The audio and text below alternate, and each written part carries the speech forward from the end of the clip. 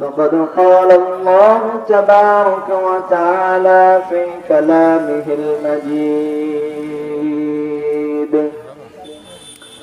والفرقانه الحميد. أعوذ بالله من الشيطان الرجيم. بسم الله الرحمن الرحيم.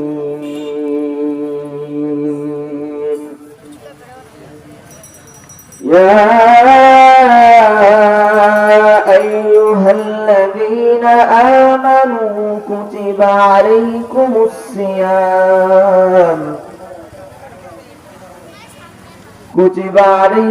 الصيام كما كتب على الذين من قبلكم لعلكم تتقون.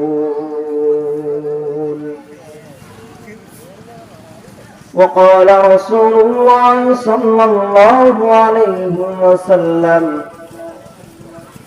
من صام رمضان إيمانا واحتسابا غفر له ما تقدم من ذنبه.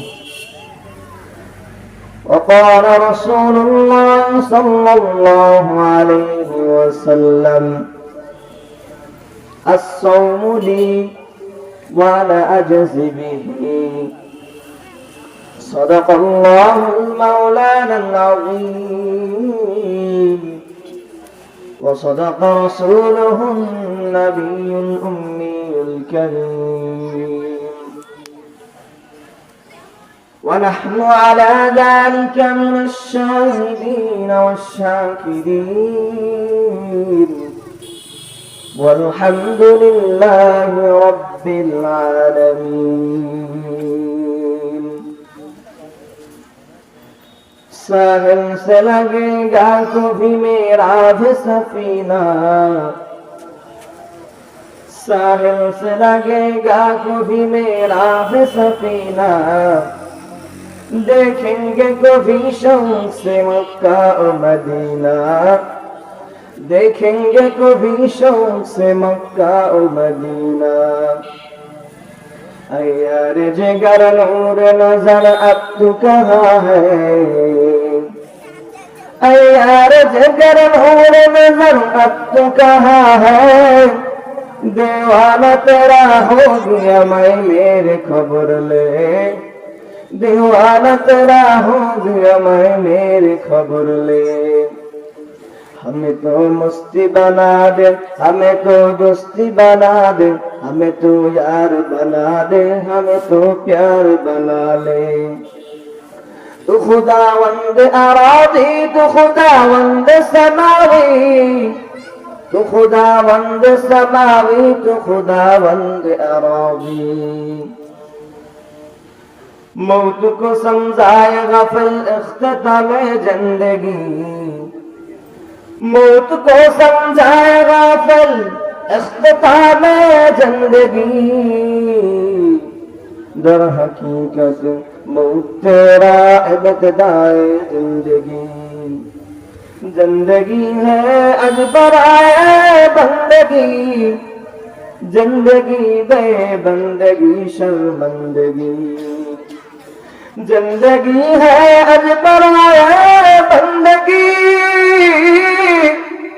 जिंदगी बे बंदगी शर्मंदगी। ऐश इशरत के लिए दुनिया नहीं, ऐश इशरत के लिए दुनिया नहीं। याद रख तू बंदा है मेहमान नहीं, याद रख तू बंदा है मेहमान नहीं। আলহামদুলিল্লাহ, আমরা সকলেই সর্বপ্রথম সেই মহান রব্বে কারিমের শাহী দরবারে লাখ কোটি শুকরিয়া জ্ঞাপন করছি যে মহান মালিক আমাদেরকে অত্যন্ত ভালোবেসে মহাব্বত করে যাচাই করে বাছাই করে তার একটি বরকতপূর্ণ মজলিস, যে মজলিস সম্পর্কে বলা হয়েছে রাউযাতুন মিন রিয়াদিল জান্নাহ, এটা সাধারণ কোনো মজলিস নয়, এটা হলো জান্নাতের একটি বাগান। সুবহানাল্লাহ। তো সেই জান্নাতের বাগানে আমাদেরকে এসে দিনের কিছু আলোচনা করা এবং শোনার পরিবেশে একত্রিত করলেন সেই মহান রব্বে কারিমের শাহী দরবারে হৃদয়ের সবটুকু আবেগ উজাড় করে কৃতজ্ঞতা জ্ঞাপন করি। সকলেই বলছি আলহামদুলিল্লাহ। আল্লাহ তাআলা বলেন, লা ইন শাকারতুম লা আযীদান্নাকুম ওয়া লা ইন কাফারতুম ইন্না আযাবি লাশাদীদ। বান্দা আমার নিয়ামত পেলেও, নিয়ামত পেয়ে যদি আমার নিয়ামতের শুকরিয়া আদায় করে, কৃতজ্ঞতা জ্ঞাপন করে, আমি রব বান্দার নিয়ামতকে বৃদ্ধি করে দিই। সুবহানাল্লাহ। অপরদিকে বান্দা নিয়ামত পেলেও, নিয়ামত পেয়ে যদি কৃতজ্ঞতা জ্ঞাপন না করে, আল্লাহ তাআলা বলেন, বান্দা জেনে রাখুক, ইন্না আযাবি লাশাদীদ, নিশ্চয় আমার আযাব অত্যন্ত কঠিন। এজন্য ভাই, আমরা যখনই কোন নিয়ামত পাবো, শুকরিয়া আদায় করব। আল্লাহ তাআলা আমাদেরকে কত শত নিয়ামত দান করেছেন, এটা যদি এক এক করে বলতে শুরু করি, তো এমন একটি মাহফিলের ময়দান নয়, বরং জীবনের সূচনা লগ্ন থেকে শুরু করে কিয়ামত পর্যন্ত যদি আল্লাহ তাআলার নিয়ামতের শুকরিয়া আদায় করি, নিয়ামতের কথা বর্ণনা করি, আলোচনা করি, শেষ করা যাবে না। আচ্ছা, আপনি আমি কি জানি যে আল্লাহ তাআলা আমাদেরকে ছোট্ট ছোট্ট দুইটা চক্ষু দান করেছেন? অতি সামান্য ছোট্ট ছোট দুইটা চক্ষু দান করেছেন। এই দুইটা চক্ষু ছোট হলেও এই চোখের ভিতরে কি আছে কখনো হয়তোবা এভাবে আমরা ভেবে দেখিনি। আল্লাহ তাআলা এই ছোট্ট ছোট্ট দুইটা চক্ষুর মাঝে এক একটা চোখে 13 কোটি ক্যামেরা ফিট করে রেখেছেন। সুবহানাল্লাহ। একটা দুইটা না, 1000 2000 না, 1 লক্ষ 2 লক্ষ তাও না, 1 কোটি 2 কোটি তাও না, 13 কোটি ক্যামেরা আল্লাহ তাআলা আমাদের একটা চক্ষুতে দান করেছেন। অপরদিকে আরেকটা চক্ষুতে আল্লাহ তাআলা 13 কোটি ক্যামেরা দান করেছেন। এই দুইটা মিলে আমাদের এই ছোট্ট ছোট্ট দুইটা চোখে আল্লাহ তাআলা 26 কোটি ক্যামেরা দান করেছেন। কৃতজ্ঞতা আদায় করবেন না? সুবহানাল্লাহ। বড় আজীব ব্যাপার। আমি এখানে কোনো বানোয়াটি কথা বলার জন্য বসিনি। আমি যে কথাগুলো বলবো অবশ্যই অবশ্যই এটা নির্ভরযোগ্য এবং মানার মতো কথা। নিজের পক্ষে কোনো কথা বলবো না ইনশাআল্লাহ। শুধু কি তাই, আল্লাহ তাআলা আমাদের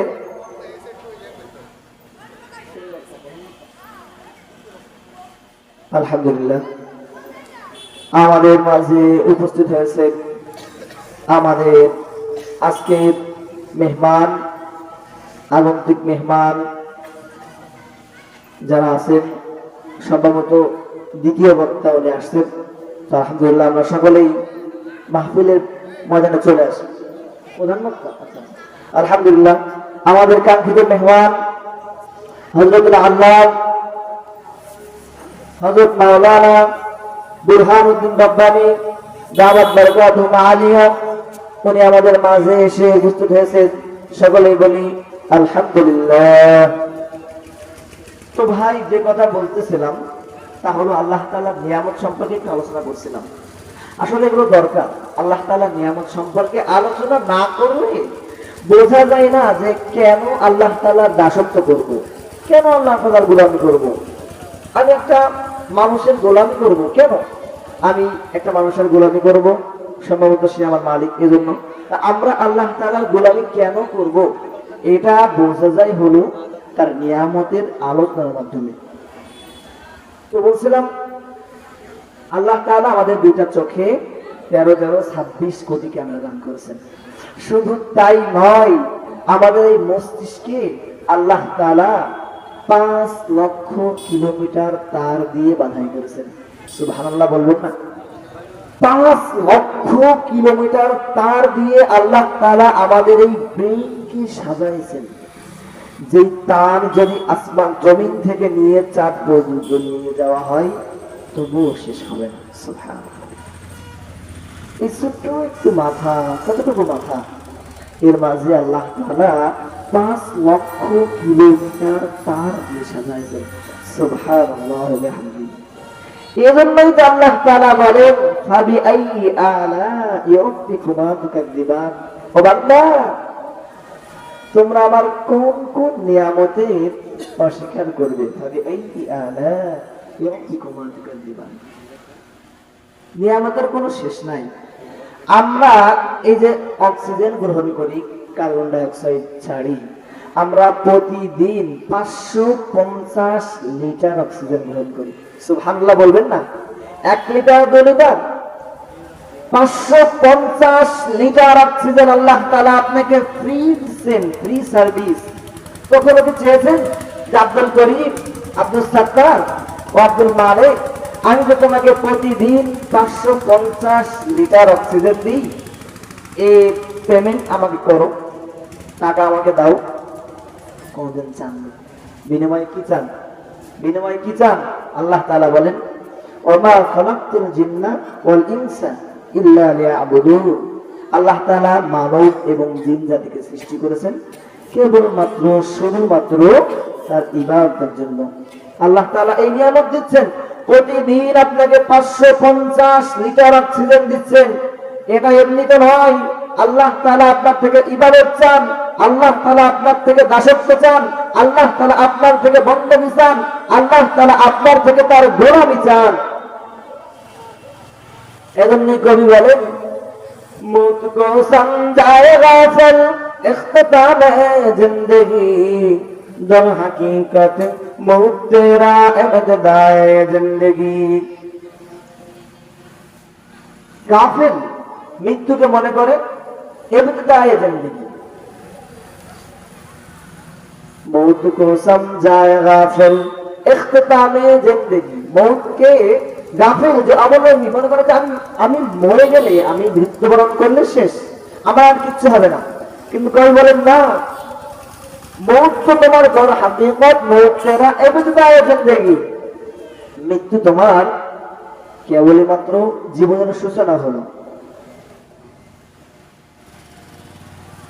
এজন্য মৃত্যুকে আমরা যারা গাফিল তারা শেষ মনে করি, এটা কখনোই নাই। এরপরে কবি বলেন জিন্দেগি হে আজবরায়ে বন্দগি जिंदगी बेबंदगी शर्मंदगी। जिंदगी হলো আল্লাহ তাআলার ইবাদতের জন্য, জিন্দেগি বেবন্দগি শর্মন্দগি। জিন্দেগি যদি তো আল্লাহ তাআলার ইবাদত ছাড়া হয়, এটা কোনো জিন্দেগি নয়। এজন্য আমরা যে কদিন বেঁচে আছি আল্লাহ তাআলা হায়াতে রাখছেন, যেন আমরা আল্লাহ তাআলা ইবাদত করে যেতে পারি, সেই চেষ্টা করতে হবে। আল্লাহ তাআলা আমাদেরকে এমন হাজারো লাখ কোটি নিয়ামতের মধ্যে ডুবিয়ে রেখেছেন। অনেক বড় বড় বাচ্চা ছিল, অনেক বড় বড় ক্ষমতাধর ছিল, তারা জীবনকেই মনে করেছে এটাই জীবন, আমাকে যেন আর মৃত্যুবরণ করতে হবে না, আমি যেন এই দুনিয়া ছেড়ে আর যাব না। কিন্তু সম্ভব হয়নি। আমি আপনি তো ক্ষুদ্র পুঁথি, ইতিহাস দেখলে বলা যায় আমাদের পূর্বে অনেক বড় বড় বাদশা ছিল, যারা এই বাংলাদেশের মতো কোন রাষ্ট্র নয়,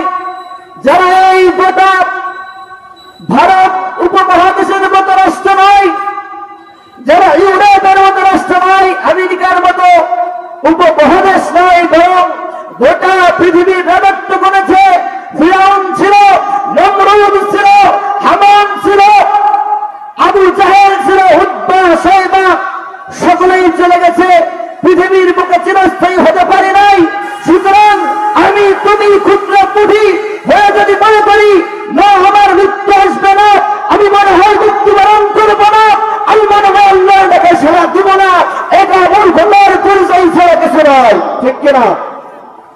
সুতরাং আমরা জীবনকে উপভোগের বস্তু বানাই দিব না। আমরা অবশ্যই আল্লাহ তাআলা যে জন্য আমাদেরকে সৃষ্টি করেছেন তার পাবন্দি করব, এটাই আমাদের কর্তব্য। তো আমরা আলোচনা করছিলাম আল্লাহ তাআলার শুকরিয়া আদায় করা নিয়ে।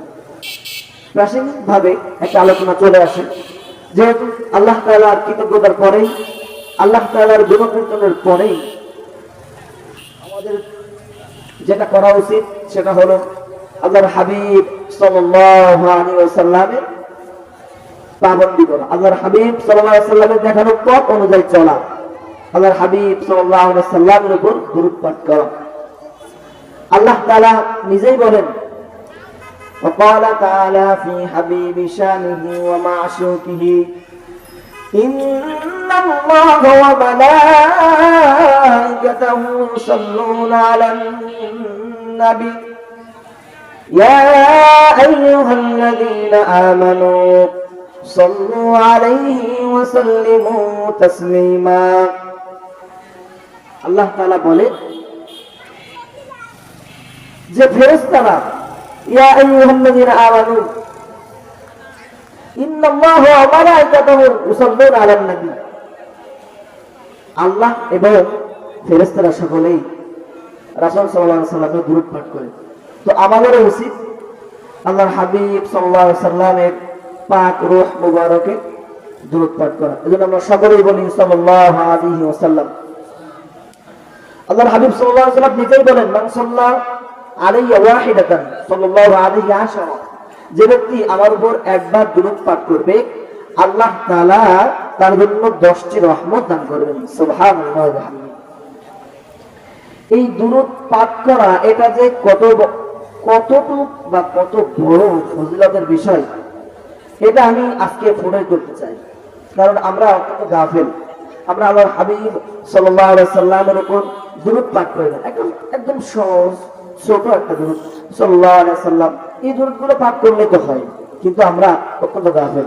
এজন্য যাতে করে এই ঘটনা থেকে শিক্ষা নিয়ে আমরা ভবিষ্যতের দিনগুলোতে আল্লাহ তাআলার হাবিব সাল্লাল্লাহু আলাইহি সাল্লামের উপর দরুদ পাঠ করতে পারি, এজন্য এই ঘটনা বলা। কিয়ামতের দিন আল্লাহ তাআলা মানুষের মধ্যে বিচার করবেন। বিচার করা শেষ হয়ে গেলে যাদের পুণ্য বেশি তারা জান্নাতে যাবে, আর যাদের নেকি কম তারা জাহান্নামে যাবে। হযরত আদম আলাইহিস সালাম তিনি আরশের এক পাশে বসে থাকবেন। তিনি মনে মনে ভাববেন, আমার কোন সন্তান জান্নাতে যায় সেটা আমি দেখব, আমার কোন সন্তান জাহান্নামে যায় সেটা আমি দেখব। উনি বসে দেখতে থাকবেন। হঠাৎ তিনি লক্ষ্য করবেন যে মুহাম্মাদের একদল উম্মত, ফেরেশতারা মুহাম্মাদের উম্মতকে টানতে টানতে জাহান্নামের দিকে নিয়ে যায়। আদম আলাইহিস সালাম বলবেন, লাফ দিয়ে দাঁড়িয়ে বলবেন, ইয়া আহমদ, ইয়া আহমদ, ও মুহাম্মদ তুমি কই গো? দেখো দেখো তোমার উম্মতকে ফেরেশতারা টানতে টানতে জাহান্নামের দিকে নিয়ে যায়। ও মুহাম্মদ তুমি দেখো, এ তো তোমার উম্মত, একে কেন জাহান্নামের দিকে নিয়ে যায়? আল্লাহর হাবিব সাল্লাল্লাহু আলাইহি ওয়াসাল্লাম লাফ দিয়ে বলবেন, লাব্বাইক ইয়া আবুল বাশর, হে আদম পিতা, হে মানব জাতির পিতা, লাব্বাইক আমি উপস্থিত। কি হয়েছে বলেন? আদম আলাইহিস সালাম বলবেন, ওগো মুহাম্মদ দেখো দেখো তাকায় দেখো, তোমার একজন উম্মতকে ফেরেশতারা টানতে টানতে জাহান্নামের দিকে নিয়ে যায়। তোমার উম্মত ফেরেশতাদের হাতে ধরে পায়ে ধরে ধরে বলে, ওগো ফেরেশতারা আমাকে ক্ষমা করে দাও, আমাকে ছেড়ে দাও, আমি তো জাহান্নামে যেতে চাই না, জাহান্নামের এই কঠিন আলো আমি সহ্য করতে পারবো না, পারবো না, পারবো না। ওগো ফেরেশতারা আমাকে একটু ক্ষমা করে দেওয়া যায় কিনা? উম্মত হাতে ধরে বললেন, পায়ে ধরে বলবেন, চিৎকার করে বলবো, আমার আব্বু তুমি কোথায়, আম্মা জান আপনি কোথায়? ফেরেশতারা আমাকে জাহান্নামে নিয়ে যায়, আপনারা একটু দয়া করে মায়া করে আমাকে সাহায্য করুন, ফেরেশতাদের হাত থেকে আমাকে রক্ষা করুন। কেউ সেদিন আগায় আসবে না, দূর থেকে একদম পিছন থেকে ডাক দিয়ে বলবে, ও ফেরেশতারা তোমরা শোনো শোনো শোনো, এই যে আমার বড় আদরের উম্মত, এই যে বড় মায়ার উম্মত, এই যে আমার বড় মুহাব্বতের উম্মতটাকে জাহান্নামে লইয়া যাও কেন গো? আমার কাছে একটু বলো না কি সমস্যা, আমার উম্মতকে কেন জাহান্নামে নিয়ে যাও? আমার কাছে একটু খুলে বলো না, দেখে যায় তার জন্য কোনো সুপারিশ করা যায় কিনা। ফেরেশতারা ডাক দিয়ে বলবে, ও মুহাম্মদ আজ তো কারণ সুপারিশ চলবে না, আজ তো কারোর রাজত্ব চলবে না, আজ তো কারোর বাহাদুরি নাই, একমাত্র কেবলমাত্র বাহাদুরি আছে আল্লাহ তাআলার, যিনি ছাড়া আজকের ময়দানে কোনো বাহাদুরি নাই। আজকে আমরা তার কথা ছাড়া, তার হুকুম ছাড়া কারো হুকুম কামেল করতে পারবো না। ওগো মুহাম্মদ আমরা তো তোমার এই উম্মতকে জাহান্নাম থেকে ফিরিয়ে রাখতে পারবো না। আল্লাহর হাবিব সাল্লাল্লাহু আলাইহি ওয়াসাল্লাম বলবেন, ফেরেশতারা তাহলে আমার কি করা উচিত? এখন আমার উম্মত জাহান্নামে চলে যাবে, এটা আমি সহ্য করতে পারবো না, এটা আমার সহ্য হবে না, কি করা যায়? ফেরেশতারা ডাক দিয়ে বলেন, ও মুহাম্মদ তুমি যদি তোমার উম্মতকে জাহান্নাম থেকে রক্ষা করতে চাও, তুমি যদি তোমার উম্মতকে জাহান্নাম থেকে বাঁচাতে চাও গো, তাহলে রব্বুল নিকট দুই হাত তুলেন, তার কাছে ফরিয়াদ করো, দেখো আল্লাহ তাআলা তোমার এই উম্মতের জন্য কোন ফয়সালা করে কিনা। আল্লাহর হাবিব সাল্লাল্লাহু আলাইহি ওয়াসাল্লাম তার কাপড়টা এইভাবে উঁচু করে ধরবেন, দুই হাত প্রশস্ত করে বললেন, মালিক এই যে আমার বড় আদরের উম্মত, এই যে আমার বড় মায়ের উম্মত, মালিক তাকিয়ে দেখো না, ফেরেশতারা তো জাহান্নামের দিকে নিয়ে যায়।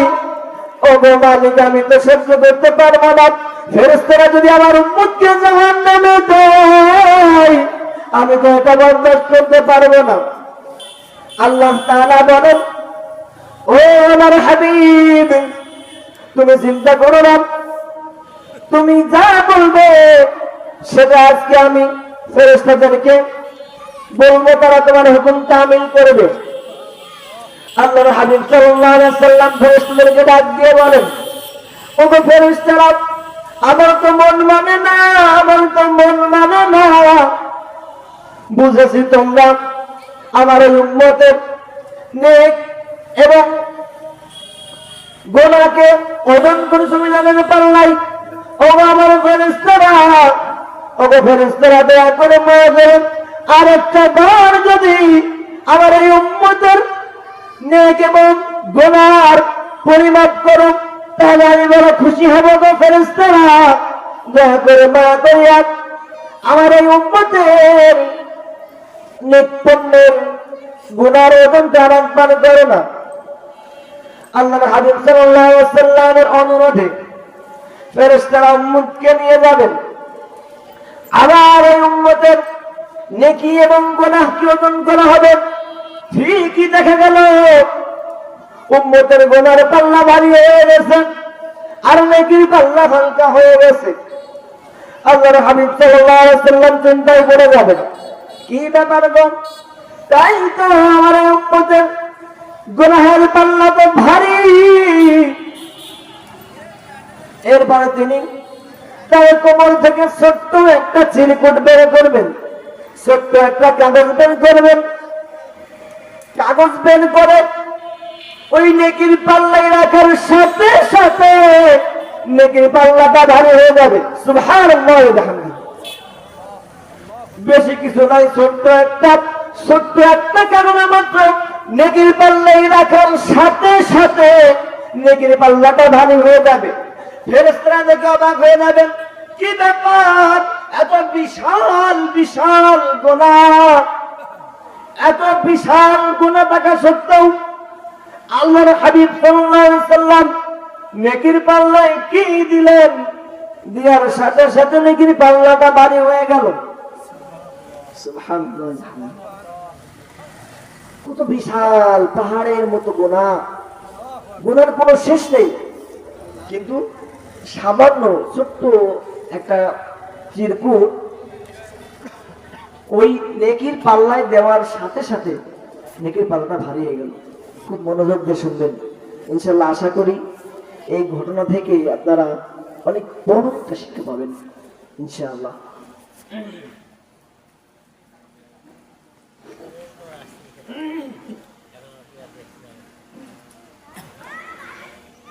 ফেরেশতারা এইভাবে কথা বলাবলি করতে থাকবেন, কি ব্যাপার, কি আছে এটাই যে দেওয়ার সাথে সাথে নেকির পাল্লাটা ভারী হয়ে গেল।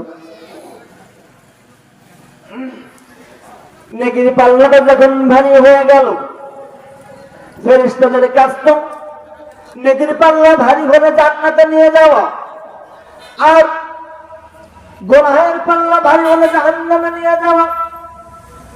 আগে ছিল গুনাহের পাল্লা ভারী, তাই তো ফেরেশতারা ওই উম্মতকে, ওই বান্দাকে জাহান্নামে নিয়ে যাচ্ছিল।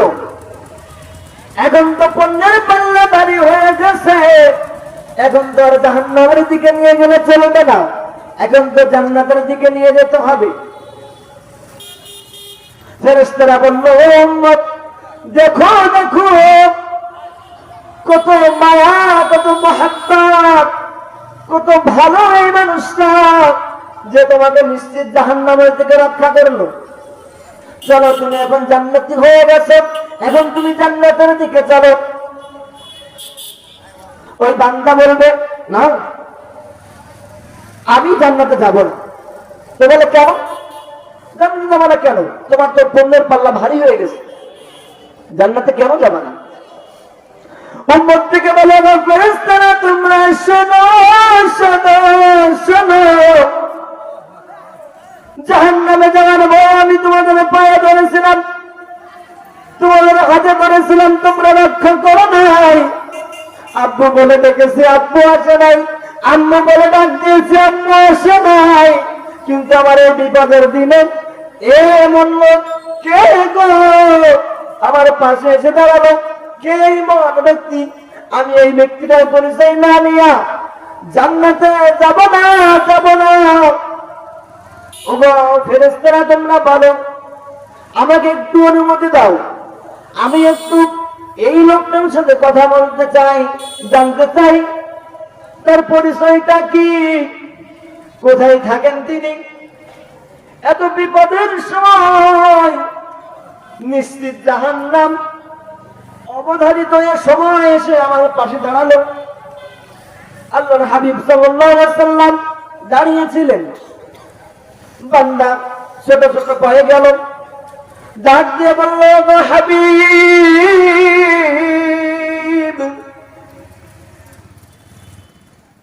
আপনার পরিচয়টা একটু দিবেন, এত বিপদের মুহূর্তে আপনি এসে আমার নিশ্চিত জাহান্নাম থেকে মুক্তি দান করলেন, আপনার পরিচয়টা কি আমাকে একটু বলা যায় নাকি? আল্লাহর হাবিব সাল্লাল্লাহু আলাইহি ওয়াসাল্লাম মুস্কি মুস্কি হাসলেন, বললেন, আরে উম্মত, তুমি আমাকে চিনতে পারছো না? আরে তুমি কি আমাকে চিনতে পারছো না?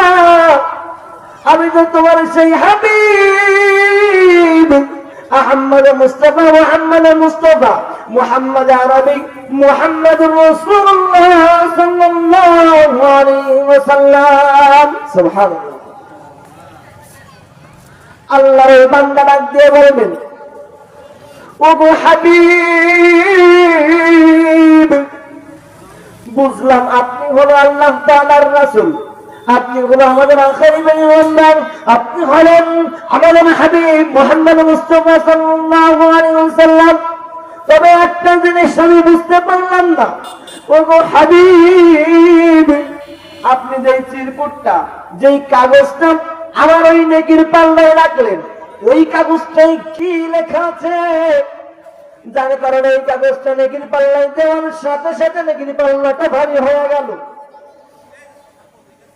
আল্লাহর হাবিব সাল্লাল্লাহু আলাইহি ওয়াসাল্লাম বললেন, ও আমার উম্মত, তুমি জানতে চাও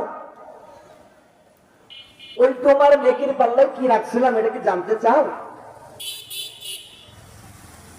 আল্লাহর বান্দা ডেকে বলেন, ও হাবিব, যেই চিরকুটটা দেওয়ার কারণে, যেই কাগজের টুকরোটা দেওয়ার কারণে আমি জাহান্নাম থেকে মুক্তি পেয়ে গেলাম, জান্নাতে বাসী হয়ে গেলাম, ওগো হাবিব, বড় ইচ্ছা, মনের বড় ইচ্ছা, কলিজার বড় ইচ্ছা, আমি একটু জানতে চাই ওই কাগজের মধ্যে কি লেখা আছে? আল্লাহর হাবিব সাল্লাল্লাহু আলাইহি ওয়াসাল্লাম বললেন, ও আমার উম্মত, তাহলে শোনো ওই কাগজে কি লেখা আছে। এটা হলো আমার মূল পয়েন্ট, সবাই খেয়াল করুন ভালো করে। আল্লাহর হাবিব সাল্লাল্লাহু আলাইহি ওয়াসাল্লাম বললেন, ও আমার উম্মত, তুমি কি জানতে চাও, তুমি কি শুনতে চাও ওই কাগজে কি লেখা আছে?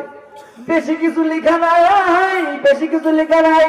ওই যে তুমি অমুক দিন অমুক জায়গায় বসে আমার উপর একবার দুরূদ পাঠ করেছিলে, সুবহানাল্লাহ সুবহানাল্লাহ, ওই যে একদিন আমার উপর দুরূদ পাঠ করেছিলে, ওগো আমার উম্মত, বিশ্বাস করো ওই দুরূদটা আমার নিকট ফেরেশতারা নিয়ে আসছিল। ফেরেশতারা নিয়ে এসে বলে কি, ওগো হাবিব, আপনার অমুক বান্দা অমুক জায়গা থেকে আপনার উপর দুরূদ পাঠ করেছে, আমি ওই দুরূদটা লিখে রাখছিলাম। এখন এই দুরূদটা আমি ওই যে সাল্লাল্লাহু আলাইহি ওয়াসাল্লাম, ওই দুরূদটা লিখা চিরকুটটা আমি তোমার এই পণ্যের পাল্লায় দিয়েছি, দেওয়ার সাথে সাথে তোমার পণ্যের পাল্লাটা ভারী হয়ে গেছে। কি বুঝলেন? ছোট্ট একবার দুরূদ পড়তে কত সময় লাগে ভাই? 1 সেকেন্ড। সাল্লাল্লাহু আলাইহি ওয়াসাল্লাম সর্বোচ্চ 2 সেকেন্ড। তো 1 সেকেন্ড 2 সেকেন্ডে আপনি একবার দুরূদ পাঠ করলেন, যার বিনিময় আল্লাহ তাআলার অবধারিত জাহান্নাম থেকে আপনি মুক্তি পেয়ে গেলেন। এর থেকে বড় সুযোগ, এর থেকে বড় পাওয়া আর কি আছে? তোমরা চেষ্টা করবো ইনশাআল্লাহ যে যখন হোক সব থেকে ছোট্ট দুরূদ হলো সাল্লাল্লাহু আলাইহি ওয়াসাল্লাম। আমার সময় একেবারেই শেষ, 24 বেজে গেছে। তো আলোচনা বিষয় আমরা করবো না। আসলে আমি আয়াত তেলাওয়াত করেছিলাম সিয়াম কেন্দ্রিক, রোজা কেন্দ্রিক, হাদিস পাঠ করেছিলাম রোজা কেন্দ্রিক, কিন্তু ভূমিকা টানতে গিয়ে আমার সময় শেষ। তো আমি এই আর সংক্ষিপ্ত এই কয়েক মিনিটে আমি একটু আমার আয়াত এবং হাদিসের ব্যাখ্যা করার প্রয়াস চালাবো। আমার তৌফিক ইল্লা বিল্লাহ। আল্লাহ তাআলা বলেন, কুতিবা আলাইকুমুস সিয়াম কামা কুতিবা আলাল লাযিনা মিন ক্বাবলিকুম লাআল্লাকুম তাত্তাকুন। আল্লাহ তাআলা বলেন যে আমি তোমাদের উপর রোজাকে অবধারিত করেছি। এখানে কুতিবা শব্দটি ফরজার অর্থে ব্যবহার হয়েছে।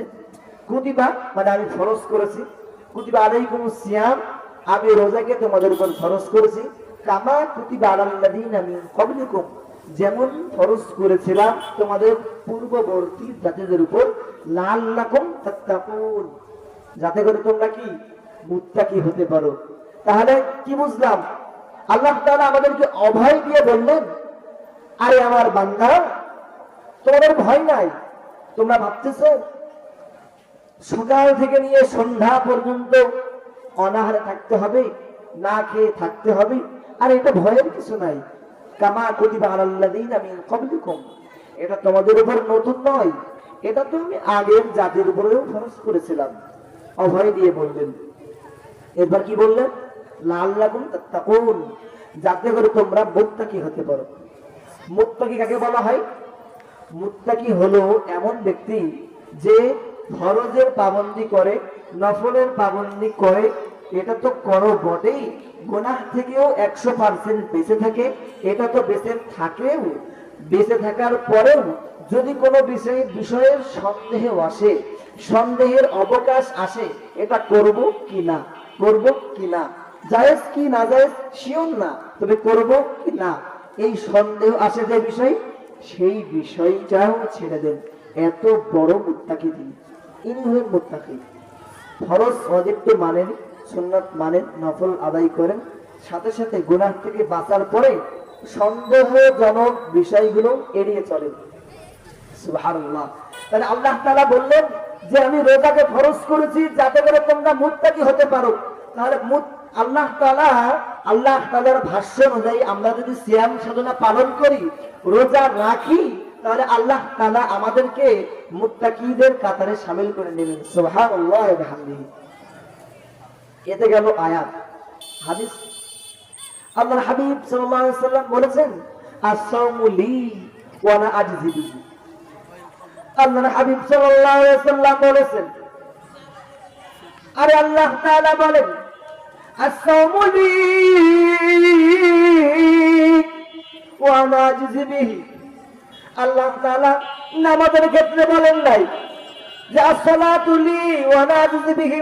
আল্লাহ তাআলা সাদকার ক্ষেত্রে বলেন নাই, আল্লাহ তাআলা যাকাতের ক্ষেত্রে বলেন নাই, আল্লাহ তাআলা হজের ক্ষেত্রে বলেন নাই, আল্লাহ তাআলা কুরবানির ক্ষেত্রে বলেন নাই।